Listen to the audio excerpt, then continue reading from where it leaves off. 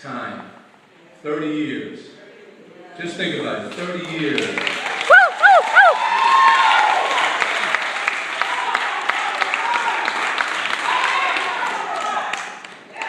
30 years, just living 30 years is a great feat. But to be married 30 years is awesome.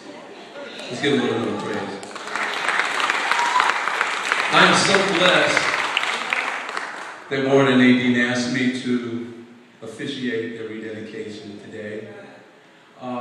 It's a special place in my heart, and I just think back to 1985 when they first came to Minnesota and didn't know what snow was. And they came in their U-Haul truck pulling a Datsun. You don't even make Datsuns anymore. A Datsun car, and I think you had your granddad as well.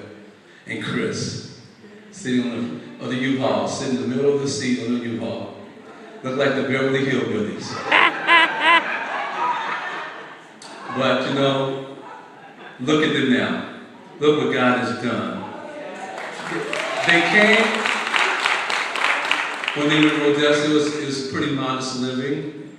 And they came here and gave up everything, all their jobs and everything, came here with nothing and turned it in and allowed God to turn into something big.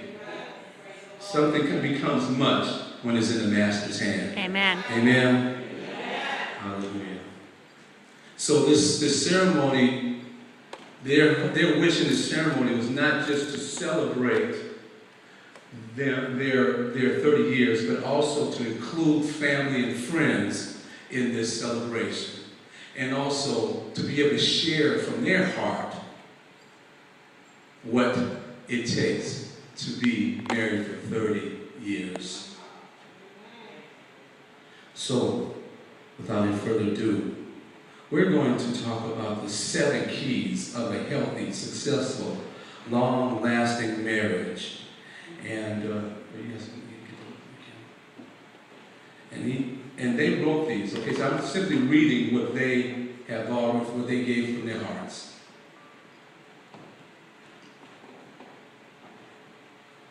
The first key is friendship.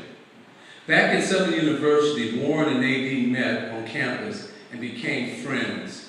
They were compatible and had similar experiences, education, values, morals, and goals. This friendship grew and continued to grow, even stronger after marriage. They confide in each other and think of each other as their best friend. The second key is vision. Early on in their relationship, they had a clear, strong vision of working together as God's kingdom builders.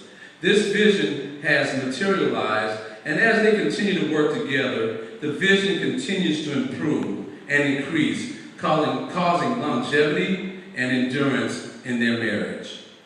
The third key is the fear of God, or the reverence of God. On June 10th, 1983, as they united and made a vow to God and each other, they value the commitment and are determined to live up to it and not disappoint God and each other. God first, then spouse. Their faith in God is strengthened each day as they step out on His word. The fourth key is loyalty. The translation of loyalties has to occur from parents and friends to immediate family. Wife and family comes before anyone else. Care is taken in what is and is not shared outside the home, even with parents. They have learned to lean and support on each other, thus becoming team players from 2 different backgrounds presenting a united front. Amen? The fifth key is flexibility. Being able to adjust to changing circumstances and situations, being pliable, able to release the old and adjust to the new, creating and building their own family standards, disciplines, expectations, and rules. Change is a constraint and to be experienced, and you must be ready for it and willing to adjust. The sixth key is agape love. Being able to love and accept spouse unconditionally. You cannot change anyone. That's God's job. Amen. Both of your strengths and weaknesses work together in love to strengthen your marriage. Freely giving and receiving forgiveness is a must. Never go to bed angry or with unresolved. Never go to bed angry or with unresolved situations unless mutually agreed to postpone. That's good, that's good. Okay, the seventh key is communication. You guys are liking these.